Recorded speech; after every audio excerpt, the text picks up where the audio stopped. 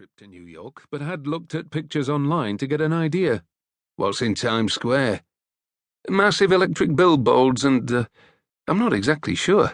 I went to McDonald's. He shook his head, most probably at the thought of me stuffing my face with junk food. Central Park. That's where I want to go. I've seen it in...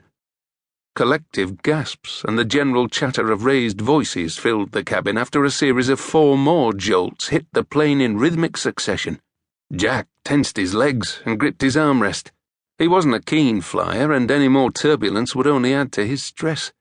We'll be there soon enough. Just relax. Closing his eyes, he laughed. Relax. There's nothing natural about flying through the air at hundreds of miles an hour in a piece of metal.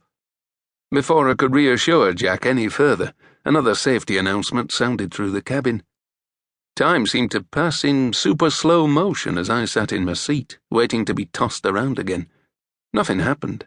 The seatbelt light flicked off after 10 minutes, followed by a collective exhalation and the clicking sound of seatbelts unfastening.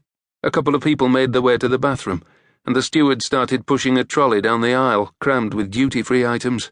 Fancy some Chanel No. 5, Jack? He tried but failed to keep a straight face and snatched the magazine from me. The middle-aged man whose headrest I'd clutched earlier grunted as he hauled himself up by his armrest. He turned and glared at me with such directness he could only be looking for an argument.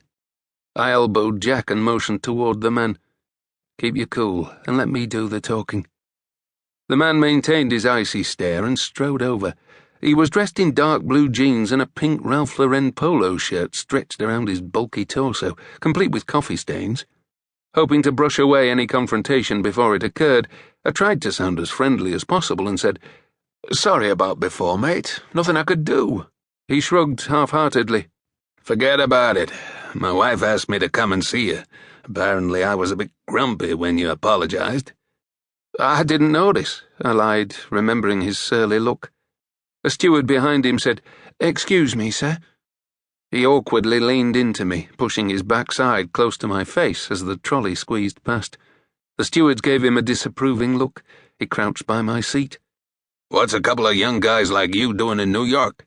Business or pleasure?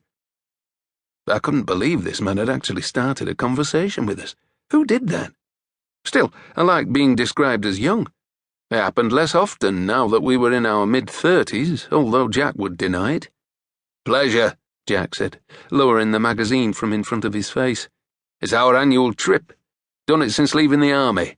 See a few sights and drink beer. Our mates Dave and Andy arrived yesterday, so they'll probably have something salted. You're gonna love it. We're just returning from vacation in England. He extended a hand. Bernie. I firmly shook it and smiled, mostly out of embarrassment. Did you enjoy Blighty? He scrunched his thick grey eyebrows, leaned toward me, and said in a lower voice, Is that a local beer?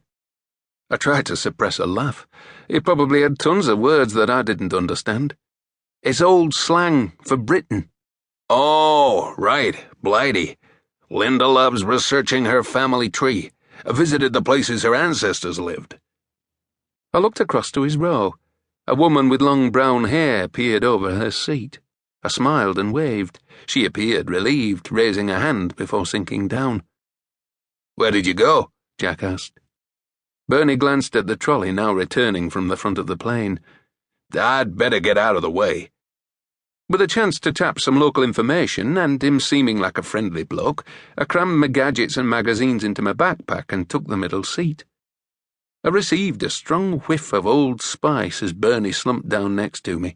He continued, We visited a couple of small villages in Yorkshire. Don't ask me to remember names, but the local pubs were great. Sounds cool, I said. I'd love to cruise Route 66, stopping in motels, drinking coffee at a diner, you know, the classic American road trip. Visited Gotham before? Jack leaned forward. Isn't that where Batman lives? Bernie shoved his shoulder into me. It's slang for New York. Touché, sir, I said. He continued to chat enthusiastically about some of the more obscure attractions of New York. Jack busily took notes. I glanced at the digital flight screen at the front of the cabin. We were less than an hour away. The loudspeaker crackled. This is your...